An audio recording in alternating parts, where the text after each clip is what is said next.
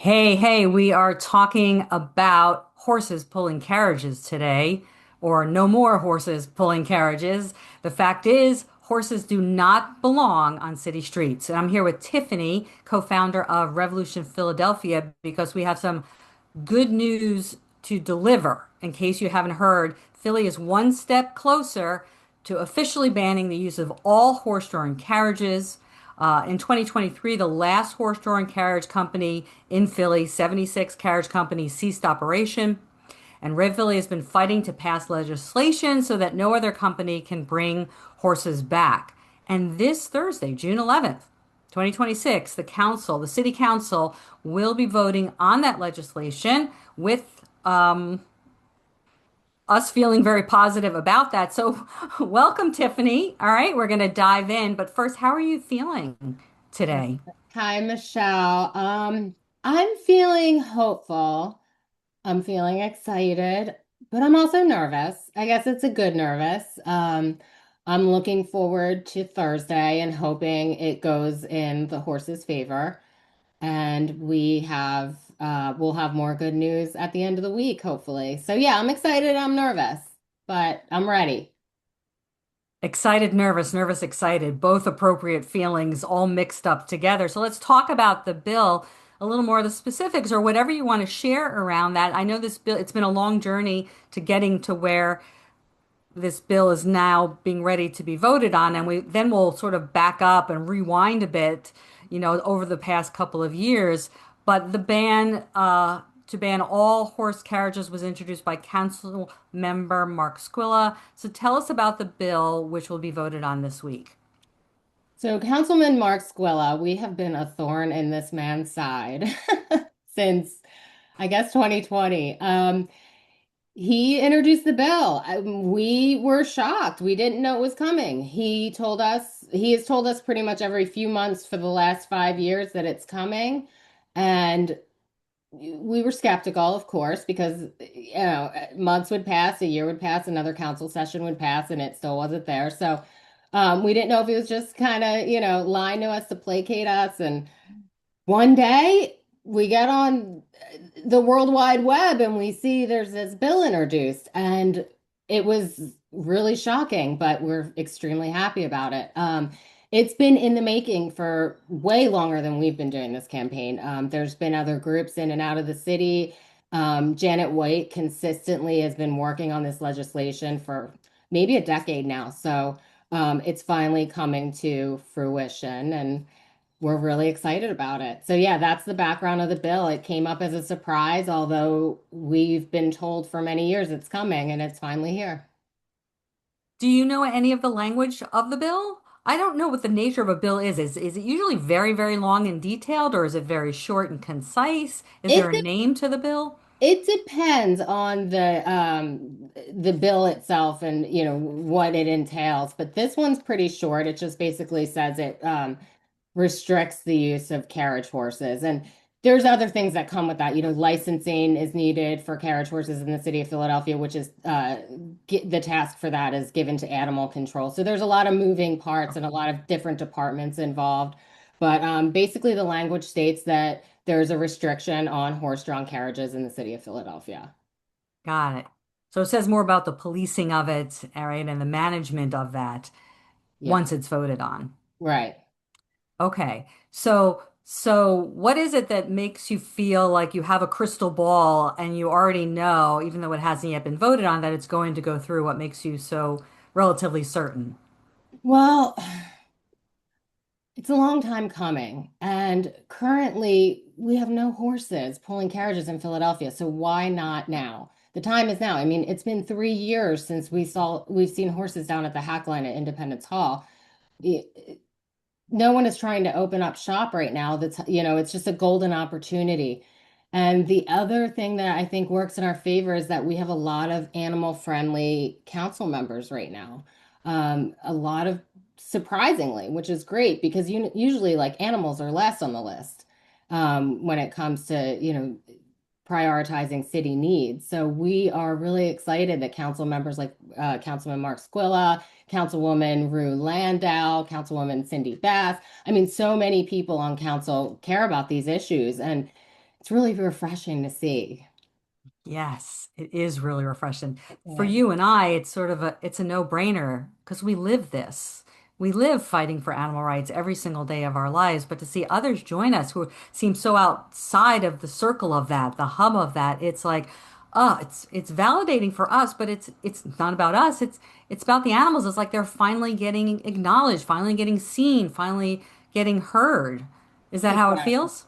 That is how it feels. And the best part is, when you choose campaigns that you can get non-vegans, non-activists, even non-animal people on board with, like that's really the strategy behind all of this. You want to bring in everybody. I mean, this horse carriage campaign, we have support from all the cat and dog rescues in Philly. Like they don't want to see it either. All of the people, fighting for various issues amongst human beings and many other issues in the city, they support this legislation. So to bring everyone in on this has been really special, and to see just regular people saying, this is wrong, I don't want to see this, and I want it out of the city has been also amazing. Yeah, yeah. Kind of just like dogs and cats, horses, because they're so beloved and people are more familiar with horses, and most people have met a horse. They've definitely Hmm. met dogs and cats, but most people have met horses, touched them, been close to them. And so horses and dogs and cats become these bridges for people to get on board with it could be a natural transition into other animal welfare and animal advocacy issues, Right, which is exactly. really great. So, is there anyone else you sort of want to shout out? Any other politicians or groups who have been involved, who have been also voices to ban horse carriages? Oh my gosh, there are countless folks. Back in 2022, we had a rally and at City Hall for the horses, and we had so many amazing speakers come out, and we had representatives from PETA, Humane World for Animals, formerly Humane Society, and lots of like various influencers and friends and people, in the animal rights movement. Janet White from Carriage Horse Freedom, none of this would be happening without her and her efforts. And Mm. all of the groups in Philly that came before, people have been fighting this. I mean, one really interesting part of animal rights history that I never knew until a few years ago is that animal advocacy was founded on the treatment of carriage horses in the city of Philadelphia. And Mm. Wow. yeah, people were calling out the treatment of these carriage horses, and that's how animal advocacy was born. So it Mm. feels very full circle to bring it Mm. back. And now, where it started is where it's going to end. Oh, it's so good that many folks have that archived history in the museum of our minds to give a frame of reference for really, yeah, we wouldn't even know it was full circle unless we have some of those pieces that came before. And I want to talk more about and lay out more of that timeline, but I wanted to also ask you, like, what's your feel or observation about what Philadelphians want? Overall, obviously every Philadelphian thinks a little differently, but has it been your overall impression that most Philadelphians want this ban? Or there are always some that don't? I'm sure there are, and they're on Facebook, trust me. And they're all on Facebook. Calling me PETA, these PETA, extremists. I just was reading a comment about myself today about, yeah, I'm a leg of PETA, and That's all. uh, how do Okay. I'm a nurse, so like, how do I feel about vivisection? It's just like, there's always an opinion online. Mm. However, in person, it's very different. We spent years at the hack line while the horses were working with our little table set up and our QR code to sign our petition and our paper petitions and our leaflets and our signs. And people would be in line to come to our table to get more information, to sign our petition, to learn about why this is wrong. I mean, families would walk by the horses, see the horses and think it's cool, and then see our table and say, wow, you're right. This doesn't look right. We're in the middle Mm. of a major metropolitan city with congestion, people running around, exhaust fumes. I mean, you name it, the horses were exposed to it, and they didn't have the choice to do that. So Anyway, yeah, we had overwhelming support from especially residents. We had a lot of coalition building with local groups. This was back in the day when the horses were actually still working, forced to work. And it was great to see the community members wanted them out. People recognize it is a part of history. I mean, horses, went down those cobblestones by the Betsy Ross house and the president. I get that. It is nostalgic. People love to hear the clap, clap, clap. But we're in a different time now. It's not, if you asked me 100 years ago how I would have felt about horses on the street, I probably wouldn't have given an opinion because that was the way of the world at that time. But how we're living in a different time now. I think horses are so sensitive to their surroundings and to people and to external stimuli. I think it's just really unfair to have them in that chaos. And I think a lot of Philadelphians agree. I mean, based on what we saw over the years, yeah, absolutely. Yeah, I think if you think about it just from the horse's perspective, if people can just get their mind focused in on putting themselves in the horse's position, it seems like again, a black and white issue. It's just not okay. Of course, from their point of view, of course they're not enjoying it. Beyond not enjoying it, they're enslaved basically. They're being forced to do things that they wouldn't naturally normally do. None of it is natural. And so, I'm glad you've been out there. The other level of that is just the symbolic, raising the issue of what we do to animals in general, because we really, ultimately, our goal would be for all animals to be free, free from human intervention, free from us laying our hands on them, in that way. So let's talk a little bit more about, go back, rewind into the past, as you've been talking about the timeline for folks who don't know how we got here. Let's talk about why, and then we'll talk about why horse carriages are both dangerous for animals and people and cruel for the horses. I had read that there was a long absence. After a long absence of horse carriage rides, they returned to Philly in 1976, I think, because I guess the bicentennial celebration. Is that correct? Did you read that? Yeah, that's when 76 Carriage Company. That's when And, they and there opened. was another carriage company at the time as well. There may have been multiple back then. I'm not really sure, but there were two main carriage companies that Carriage Horse Freedom protested against for years. And they eventually were able to shut one of them down because of abuse and neglect. So 76 Carriage Company was the last remaining carriage company to exist in Philadelphia.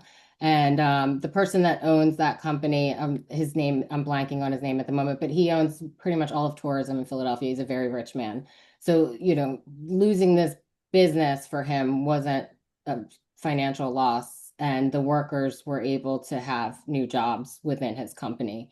Hmm. And we saw that that was confirmed. We saw that all over Facebook and online. So I'm sorry, Michelle, what was your question?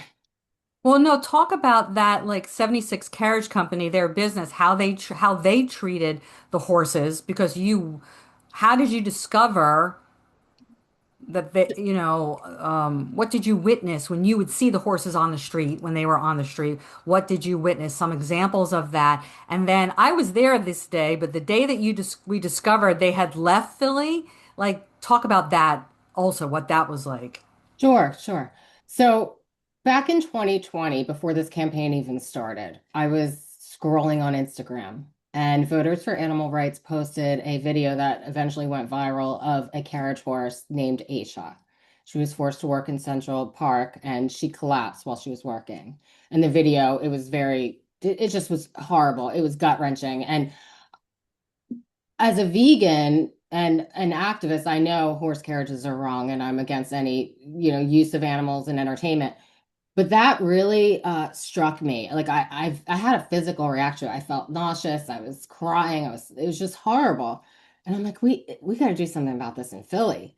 So that's when we kind of started, but COVID was happening. It was just kind of a weird time and the carriages weren't operating. So once they opened up shop again, we had reached out to Janet from Carriage Horse Freedom and we talked about starting a campaign and we started protesting. And It started with just a couple hours every weekend. We'd be out there with signs. And as time went on, our campaign evolved and we did all kinds of different tactics. We had a selfie campaign. We had a change.org petition with 30,000 signatures. Um, we did a lot of educational outreach, a lot. And that was really beneficial to the campaign because we were able to bring so many people in during it. And there were times over those years that I never thought it would end. Everything we were doing, I thought we were just hitting a wall. And I remember just feeling so pessimistic about it that it would never end. And then one day it did. We showed up. It was, I believe, January 14th, 2023 was it was our last protest unknowingly. And sorry, Michelle. Okay. It was our last protest unknowingly, and we show up and the horses aren't there. And there were no temperature restrictions that day. It wasn't below freezing or anything like that. So we thought it was strange. We called the company, the number was disconnected. We went on their website, couldn't really see any evidence that they were closed. We went down to where the horses I were remember. warehoused. It wasn't a Hmm. stable, it was a shit stable, and it was a dirt patch in Kensington, where they were forced to live when they were not working. And the horses were gone. The stables were cleared out. And right away, we got on the phone and started calling everybody we could, including the news media. And it looked like 76 Carriage quietly closed their doors and emptied out their warehouse and took the horses in the middle of the night and closed up shop. So the Inquirer, the Philadelphia Inquirer, started to investigate what was going on, and he tried to reach the owner of the company, and they said that they're going to come back in the spring. Don't worry. There were a lot of real estate issues come to find out with this stable the horses were living in. There was a Mm. lot of development around it, and the property had been sold. So like there were a lot of factors that went into this. Like it just was Mm. the perfect storm for this company to close. So then we scrambled because we didn't know what happened to the horses. There were, I think, about 12. I can't recall how many at the time, maybe 12 to 15. So we got in touch with this random gentleman. I can't even remember his name. I don't know how we found him, but he was able to locate every horse and confirm that no one was sent to slaughter, and they were all either retired or sent to other farms. Mm. And not really sure what that means. We were able to find a couple of horses at one woman's farm up, and maybe in Maine or Vermont or something, and she was using them for rides and such still. But Mm. yeah, all of the horses were confirmed to be placed in Mm. other areas. So once that happened, then we, go right to City Hall and we're begging Councilman Mark Squilla, let's get this banned. Let's do this. I mean, this is the time it's closed. And he just didn't have interest at the time. So after that, we kind of were able to breathe. The campaign was on hold. There were no horses on the street. We didn't know if they were coming back. They never did, which is fabulous. Yeah. But at that time, we didn't know what was going to happen. Was there going to be this big, beautiful stable built and there were going to be double the amount of horses? Like we had no idea what the future held. We didn't know. But we did know that animal control was in charge of their licensing, and we knew that there were a lot of city departments in charge. So we were able to stay in touch with various components of city people to make sure nothing was opening up, and nothing ever did. And here we are Wow. today. Yeah, it's almost amazing that no other company tried. I guess it's like you're saying, it's too complicated. It's too big an endeavor. Yeah, And at that point, there was so much public outcry, to start a brand new horse carriage business in the midst of that, it doesn't even make business sense to do that either. Do you agree with that? And why did they go so quietly? That shows that the advocacy, obviously the perfect storm of what you're saying, but also that activists were making it a difference and they didn't want any more publicity than they had already gotten. exactly. So just a couple of months before 76 closed, we were able to, catch them on violations, just kind of like Mm. leaving horses unattended, things like that, like little simple violations. Stephanie and I would go out and spend hours across the street with our phones, just with our hats and our umbrella and like looking across, see what they're doing. And we were able to catch them on a lot of things. But one thing that we knew what was happening, but we couldn't prove was neglect. I mean, these horses just had a really sad existence. You know, they were denied everything natural to them. And we couldn't find that area where we could prove that this is wrong to the public. So, a few months before 76 closed, a random woman who is not vegan, not an activist, she just happened to live in the area, was walking past the dirt patch they lived in, and a white horse ran up to her, and he didn't have any gear on, and he had wounds all over his chest. I mean, from the gear, from ill-fitting equipment. And she snapped several pictures, got in touch with us, sent it over, and we got it out to the media. And 76 claimed it was allergies. It was like an allergic reaction, but it wasn't. It was just the equipment was too tight. We had before and after pictures with this horse with his equipment on, and we knew exactly who he was. So anyway, it happened a few months after that. So they already had, like, they were already being viewed negatively by the public, I think, overall, especially when that story broke and it was on 6 ABC, like it was all over with the about this horse. So I think that was part of the reason too. They Mm-hmm. didn't want to concede and say, well, we're having all they didn't want to shift this to the activists at all. They wanted to say, you know, we're going to reopen, we're just closing for a little while. So Yeah. that's what they wanted to go with. That's fine. Let They're them, closed, and whatever that's all that we story. care. Yeah. Yeah. Who cares as long as you're gone? Yep. They don't care as long as the horses are okay. Wow. Yeah. Yeah. So I don't know. I almost want to say karma is a bitch, right? It kind of is, What isn't comes it? around goes around. You Really. know, you spend your livelihood doing bad things to animals or people, it's going to catch up with you. But anyway, so you Well, guys, go I ahead. do want to add one thing. Hmm. We can, you know, I spent a lot of time villainizing the industry, and I will villainize the industry until the day I die. There are, you know, using animals for entertainment is wrong, period. Horses are not freaking decorations and should not be pulling carriages around any city. However, I don't doubt there were drivers that love their horses. I know there were. When we would watch them, we would see them kissing them and loving them and hugging them. You know, I would never villainize them for that because I know Sure. they just didn't get it. It wasn't the kind of love the horses deserved. It wasn't the kind of care and compassion and empathy that they deserved because maybe these people didn't know any better and they're just, you know, not looking at it obviously from the perspective that we are. But there's no doubt in my mind that many of those workers did love those horses. And, you know, we weren't fighting them or trying to take their jobs. We just want a better way for the animals. And Yeah. we hope that maybe some of them saw that. Maybe I don't know, but nonetheless, you know, I won't. And there were some horrible ones too. Trust me, there were some really doozy drivers that didn't give a crap about the animals. But there were a few that come to mind that I think of, like now reflecting back on the campaign that I know loved the animals. I know they did, but what they were doing to them was wrong.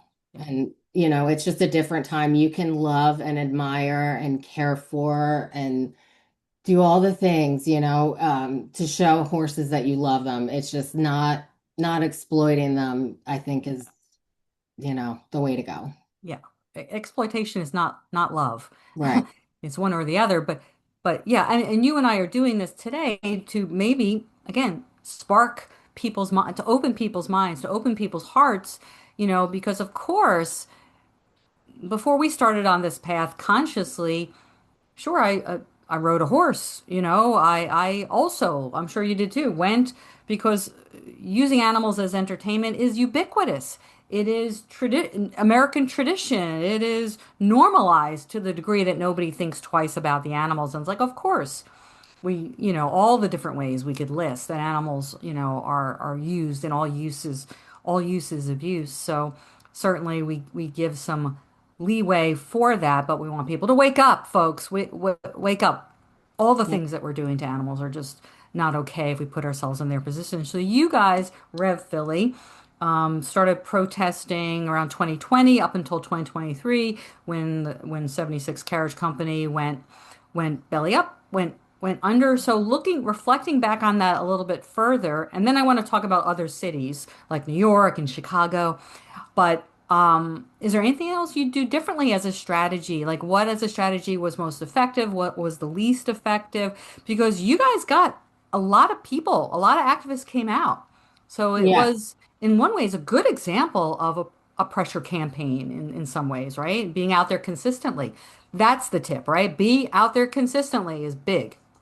Yes. And just really quickly, going back, it just occurred to me, Yeah. Jody Whittaker. Yeah, I was going to talk about Jody. She was a Mhm. huge part of Yeah. helping us get this campaign off the ground and supporting us the whole way through. I mean, she got the band in Chicago. She's incredible. Yeah. Yeah, But we can't talk about this without mentioning Jody. yeah. Jody, if you're out there listening to this, I hope we love you and good job. And she must be thrilled to hear about Philly. And you know what the best part is Jody is the person that brought Stephanie and I together because Stephanie was volunteering with Jody's org. I was like an independent person, like Rev Philly, me and Muncie, and then Janet was this other independent person. So Janet brought Stephanie and I together. So like Janet and Jody, they brought us together, and that's why Rev Philly Look is at where it is, that. right? It's just Look at so that. A yeah. whole bunch of synchronicities. I love fate. Yes, it's all meant, you're all meant to be. The Yeah. powers that brought you together. Providence brought you together. So, well, Yeah. So let's put a pin in and talk more about yeah. Chicago and Jody because now people might be going, "Who's Jody? Oh, What about Chicago?" But is there anything else, any other strategy tips and that you learned? listen, we tried everything. We threw everything at the wall and whatever stuck we went with. I mean, we Yeah. consulted with friends that ran pressure campaigns from all around the world. Cranky Vegan was a big help to us.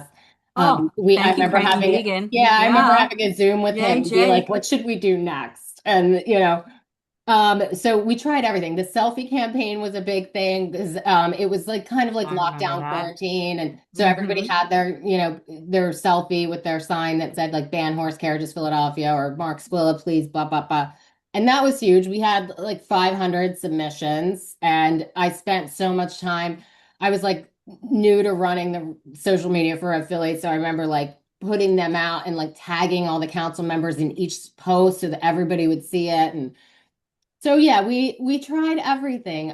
We did a couple of disruptions, and when you go back and say like what worked, when you ask what worked and what didn't work, I would say I probably would not have done the disruption from Mark Squilla's campaign events. Okay. We did a couple of those, and now looking back, I understand it from a different perspective, and you know, with these things, you got to play nice in the sandbox with others. So yelling at Mark Squilla and telling his Yeah. donors, like I think that's something definitely I would rethink if but everything else that we did, I mean, we would call every week, we would have phone storms to his office. I mean, we had meetings with him, we had the rally outside of City Hall. We tried everything. And some things stuck, some things didn't, but yeah, Yeah. looking back on it, we were willing to do whatever it took. I It was mean, right.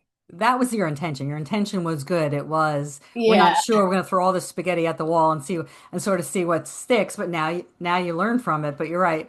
I like that metaphor, playing in a big sandbox. We had to play nice with the other with the other kindergartners, it didn't matter that you did that. Obviously, at the end of the day, the outcome became that Mark Squilla took the higher path anyway, saw it as the right thing to do, or for whatever reason, maybe it wasn't those really, really high intentions, but somewhere in him, he saw that it really needed to happen for Philadelphia. So we're thankful that he saw the light and didn't take it personally and didn't didn't say, the heck with those activists. yeah. Oh, I think he kind of did. Yeah. That's.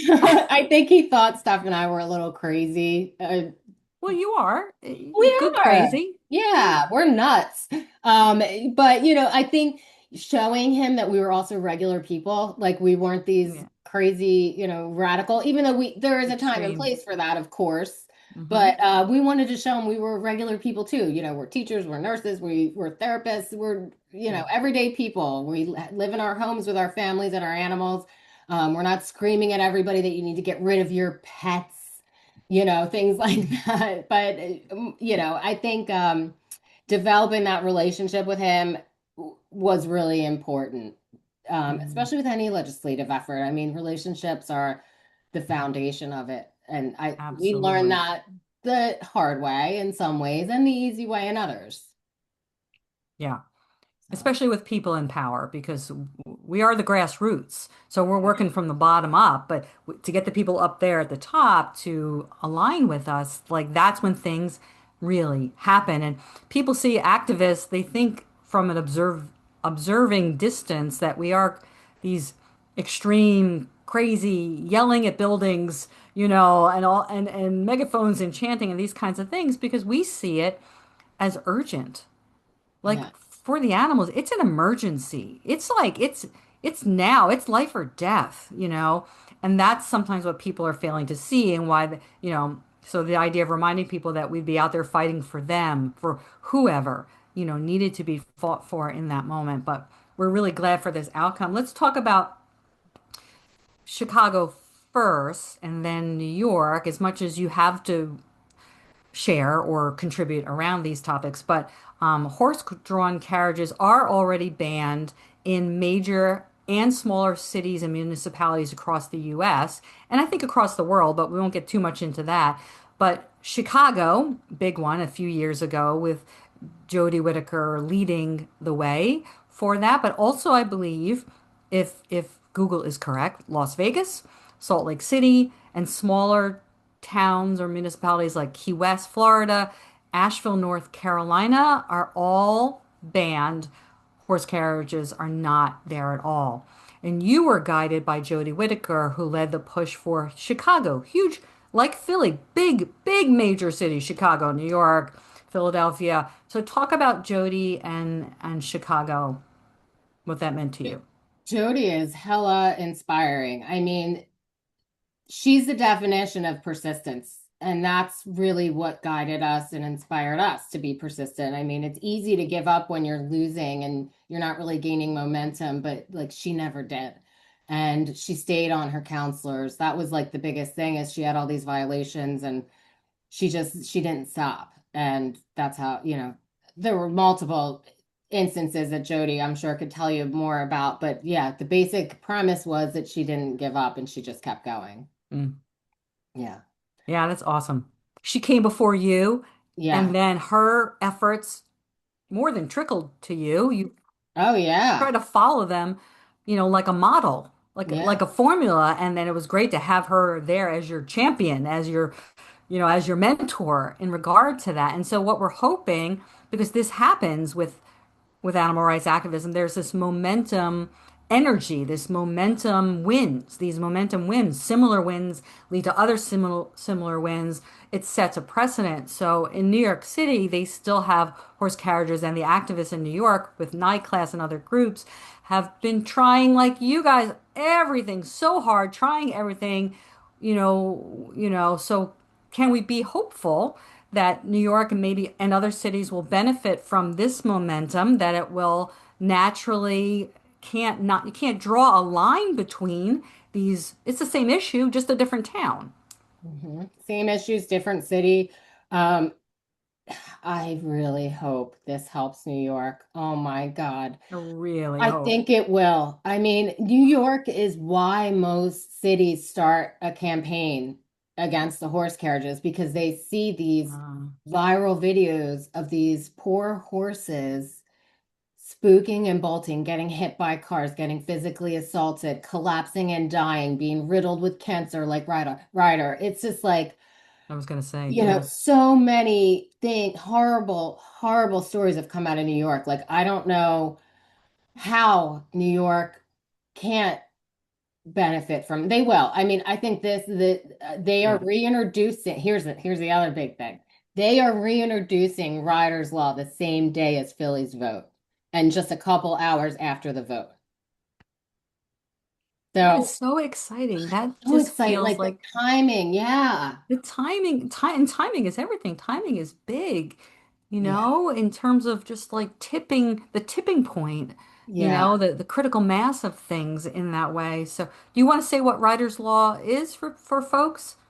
It would essentially ban the use of horse carriages in New York City. But although Philadelphia is a major metropolitan city as well as New York, there are major differences in the horse carriages. The New York Mm, City horse carriages, there's I think 200 horses. I mean, we had 12.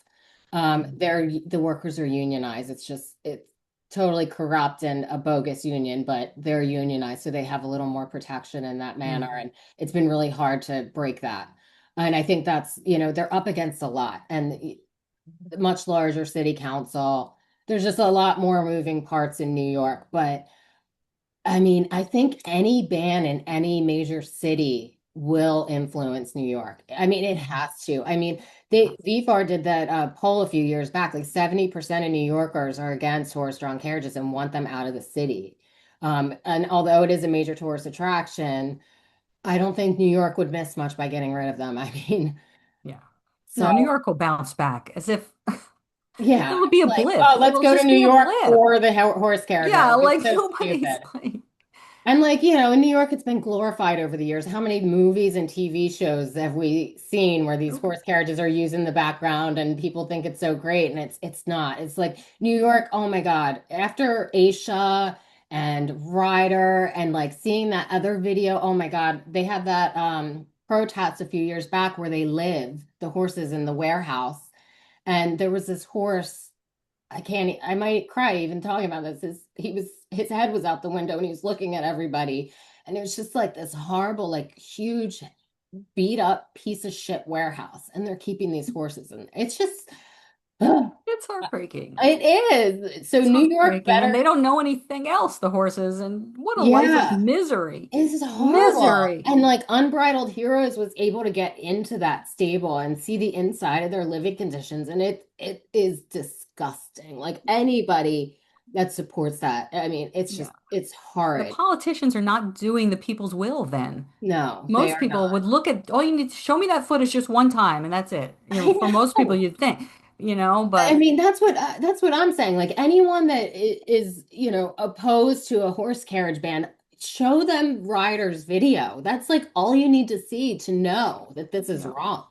I yeah, mean, that's these it. That's it. horses are pulled from If it was one Amish. horse, it should be enough, but it's not one horse. I don't know what the Yeah, number is, but horses are dying in countless. city streets, obviously, Yeah, constantly.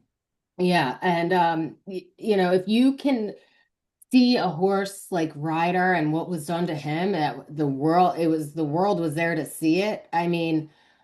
And still be okay. Like it blows my mind. So anytime I get pushback and, especially from like the horse people, I'm like, can you just Google Ryder and watch what happened to him and then come back and talk to me? Yeah, Because see it. no one can excuse that. And these horses, they're cheap labor. They're bought from these auctions. Like usually they're Amish Mhm. buggy horses and whatnot that the Amish throw away. And that's a whole other issue that should be abolished. Yeah, However, these carriage companies buy up these horses, they train them in the city and whatnot. I mean, I'm sure there's many different instances where these horses come from, but that's a majority of them. And, many times when they're finished, if they don't collapse and die on the job, they're sent to auction. It's like the ultimate betrayal. And then they're getting slaughtered. Horses that are one of the most sensitive animals, and we're doing this to them. It's sickening. It yeah. needs to stop. I'm glad you're clearing up the misconception that I don't think people even think that far in terms of the afterlife of Oh, horses who pull coward, what happens to them afterwards. But you're right. Let's talk a little bit more about why horse carriages are dangerous and cruel and what you're saying, because I wanted to read the quote that you said, your quote from the recent public comments that were able to be made, at the city hall, at town council. You said, horse-drawn carriage rides are not a harmless tourist attraction. They are an outdated industry that forces horses to work in dangerous, stressful, and unnatural conditions.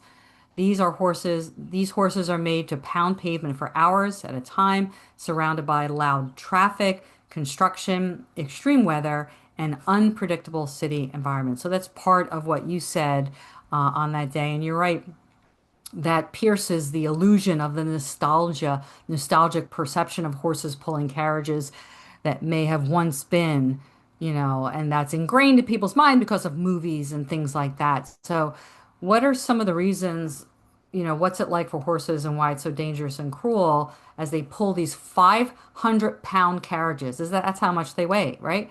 Yeah, at least. No, at At least. least. Oh, Yeah, that's without the people, even. yeah. I mean, just think about the life of a carriage horse. I mean, people like to argue that horses like to have jobs and things like that.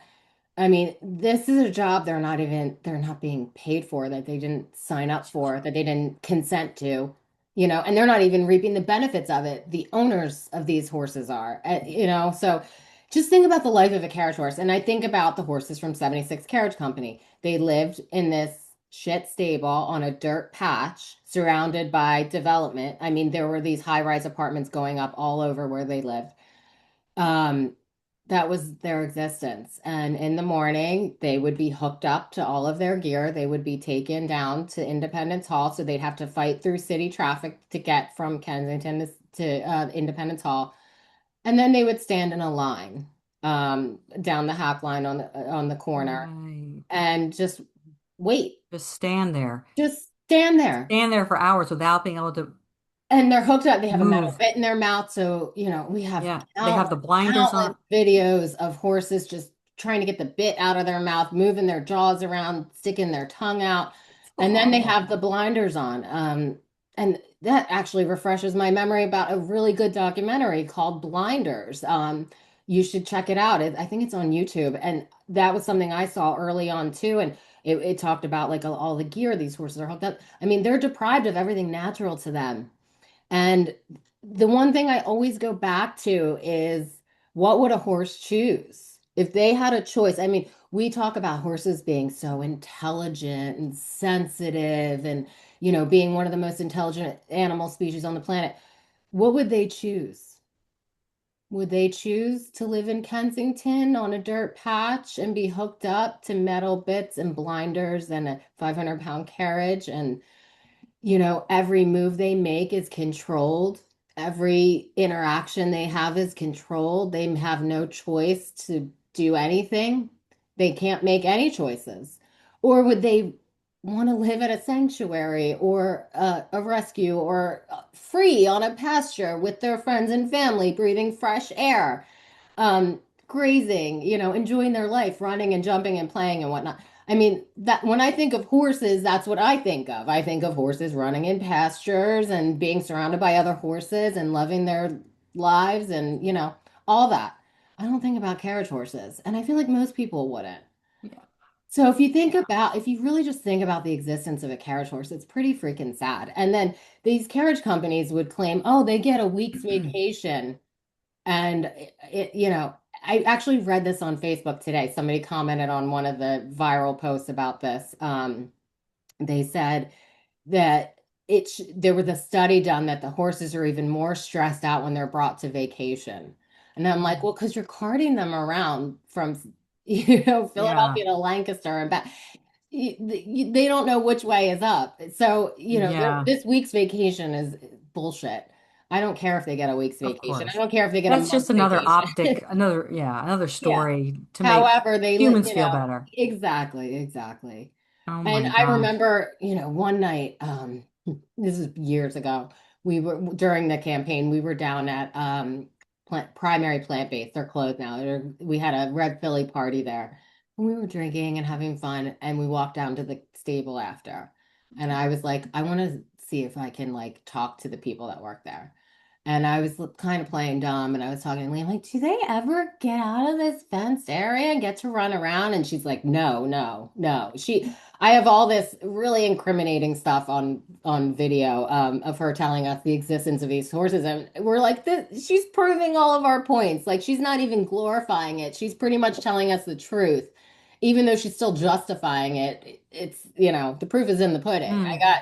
So it's just, yeah, Yeah. there's It's over. The horse carriage Yeah, industry is over. it's Just over. put it in the past where it belongs. We can look back on the past and pe We horse can do people better. can, be grateful for like the services that horses provided for them when it was needed 100 years ago. But we are in a different time. It's over. Yeah. It's over. It's gone too far. It's gone It's too far. It's way over. past time. Horses were wild, and there are still some places where there's a few wild horses, but horses were once wild until we as humans came around and domesticated them, and now they can't run wild any longer, you know? Exactly. We're killing And them we're for responsible cattle for it. and so Yes. animals can graze so people can eat these animals. I mean, yeah, they're losing their habitats. I mean, it's the needs for animals and horses are endless, truly endless. And I'm just so relieved to finally see like there's a nail in the coffin. Another domino is fallen, and it Yes. will continue to fall around the world as horse carriages are banned in more and more cities. Yeah. I wanted to I got this from Rev Philly's website, and we remind people that horses are also prey animals. People don't usually think about that because they're so big and they weigh so much and they're so tall. They're bigger than us, but they get spooked easily. And Yeah. there's footage of that running. They run into oncoming traffic and these accidents where horses collide with objects and cars and people and dogs, and so people get hurt, of course, as well as the animals. Um, Oh, it's a public safety issue for people as well. I Huge. mean, we have dozens of videos of people with their children sitting in the carriage and wanting a photo op. So the driver would let go of the reins and go get their phone and walk 10 feet away and take their little picture. In the meantime, there's, 3 minutes a horse is completely unattended with people in the carriage. That horse could spook, they call it spooking and bolting. That's what they do because they're prey animals. If you think about a deer in headlights running into traffic, it's because they're spooked. It's the same thing with horses. Yeah. Like, why would we subject them to a city environment knowing that about them? That they could turn at any time and because they're startled or scared or whatever, and then having the blinders on, that limits their sensibilities even more. So, Oh my God. We yeah. just set them up for to fail, set them up for just the worst. On Yeah, top it's of the like you're worst, asking for it. If you have horses pulling people around a city like Philadelphia or New York City or any city for that matter, I mean, you're asking for it. You were asking for a lawsuit, basically, yeah, and a tragedy. absolutely. It's inevitable, a tragedy, so. And that's why they assert such dominance over these poor horses because they know that they're capable of running. They're smart. They're capable of trying to get away. And so they break them, right? And they dominate them in ways that psychologically probably they just give up sometimes. They Oh just yeah. they know it's futile, you Yeah, know? they're forced So to submission. I mean, and like here's the other thing. There was a time a few years back that we had the video footage of a people piling into a carriage, the driver trying to get the horse to leave the hack line and go into the road, and the horse absolutely refused. Did not want to go. So she got the little whip out or whatever they call it. She's like hitting him on the side of his hips, trying to get him to go. He would take a couple steps and stop again. I mean, that should tell you right there, like he doesn't want to do it. But get the people out of the goddamn carriage and take the horse back to the stable. He does not want to do it. yeah. So yeah, Yeah, it's just a lose-lose. It really it is. is. And Yeah. so hopefully we're saying this as dystopian as and hopeless as that all sounds. However, reminding folks that this ban, Philly's going to have it banned, and so let's see what happens from there. And talk about the solution. Not really a solution because this is all a good thing, but what are the options for folks to get the same kind of touristy experience that it might be replaced with? I think in Chicago they have electric carriages. Will Philadelphia, have they talked about ushering in ecotourism with electric carriages, or just going to sort of let Well, the other tourist attractions take over? well, there are so many tourist attractions. I mean, you can see Right. Philly 100 different ways that don't involve animals, and they're all cool. So I'm not sure what, people get so hung up on horses about, but Right. um yeah, there are so many different ways to see Philadelphia. It's a beautiful, rich city. And Tour buses, yeah. yeah, I mean they have like they have pedicab, they have electric little cars now. They take people. 76 Carriage Company introduced them, these little electric car things. Janet White from Carriage Horse Freedom though has Caroline. Caroline is a badass electric carriage All that right. she's been bringing Caroline everywhere to all the parades and everything. And people know about Caroline everywhere. And it's an alternative, it's an electric carriage. So I know Janet's working in that regard. We are happy anything to replace the horses. If there's no replacement, I don't care. I just want the horses off the street. I'm not, I Yeah. understand tourism is an issue for the city, and that's, It's not I gonna support make, whatever you want as long as it doesn't involve animals. Just get the horses off the street. yeah. But Yeah. the good part was, and we've seen this evidenced by workers actually saying this on Facebook that work for 76, is that no one lost their jobs with it when 76 Carriage Company closed. These people were all offered jobs within the tourism industry of Philadelphia. So I think that's important to note too, because people always say, oh, what about the workers? And the horses are going to be turned to glue. That's a lot of the comments we've been getting, that these horses are going to go to slaughterhouse. I'm like, no one's paying attention. There are no horses in Philadelphia right now. No one's Right. going anywhere. And the workers, this company closed in 2023. It's over. It's been 3 years. We're not Yeah. taking anything away from anyone. We just Yeah. want this bill. You would think these same people would have noticed that there's no horses I if they're so know. all of a sudden they're such experts on this industry and like, but they haven't even, it's the Yeah, they didn't opposite. They even know go to they weren't there. slaughter after they're, taken off the streets. It's not the other way around that they're, but there's no good argument. I mean, all the art, either arguing for cruelty or against cruelty. That's so let's pivot from this, not really a big pivot, to talk about Rev Philly, which is your organization, your grassroots organization. What's your mission at Rev Philly? Why, when was it founded and why? Rev Philly was founded in 2020, which is weird because it was COVID, but it was. It was originally founded by Monsi and Ellie, and we all joined forces as a team, and then it just evolved, and now we're all female grassroots. I mean, we have male activists, but our core team is all female. Um, we are grassroots and we're fighting for animal liberation, and we're working on a lot of things. We're trying to end the puppy mill to pet store pipeline in our state. We're trying to end foie gras in Philadelphia. We're trying to end fur in Philadelphia. Yeah, we have lots of things going on. So we're very Yeah, proud, and we have a great volunteer activist group. I mean, and you're a part of that too. Everyone in our group, our Red Philly group chat, has been there since day one fighting for the animals with us. And we just we have the best group of people. Like we great really folks, do. Like I great folks, they're amazing folks. yeah. And we all Yeah. like really love and care about each other, you They're know? all passionate, like, lifers. I'm gonna die on this hill, I always say, and I know We're all I'm gonna gonna get die old together. I fighting for, mean, we're gonna get old together. We're gonna be out there 85 years old with our signs. yep, that's Right. right. Whatever the next fight is. So people can check out on your website and on your social media, what's next, and what current projects and campaigns. And certainly if people see this, you want them to come out on Thursday. Do you want to give a call to action for Thursday at Yeah, City I Hall? mean, the vote is happening Thursday at City Hall, room 400. You need your ID to get in. You can't bring any weapons, obviously. It starts at 10 a.m. They are voting, I think, on a lot of bills that day. So I'm not Mm, sure exactly what the mm. timeline will look like for this, but it's gonna be a time. It's gonna be epic. Gonna be a party. And then Party. we're gonna go to 20th Street after to hopefully celebrate 20th Street is an all vegan pizza place in Philly, you guys. Go with there with too. soft serve too. And soft serve.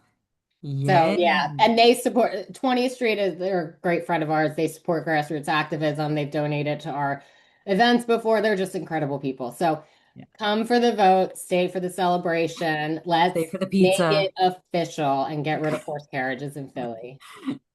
All right, Tiff, this has been delightful. Any final words as we wrap up? Anything you want to say? If you Leave see people with? something, say something. If you don't like what's happening to animals where you live, you can do something about it. We did. We didn't know what we were doing, but we did it anyway. And look, it worked. And you can always reach out to us, anybody watching that wants to start a campaign or tackle an issue. Our DMs are always open. And yeah, let's get horse carriages banned everywhere. All right. So my final message echoes what you just said, is that there are so many battles yet to be won for the animals, but we as advocates must also fight our own inner demons, such as defeatism, cynicism, and passivity. So step up, folks. The animals need every one of us. Let's fight for animals together. Please follow Rev Philly on social media, check out their website, subscribe to this channel as well, and let's build cities and towns where compassion guides policy. Peace out. Peace out, all. Go vegan. Go vegan.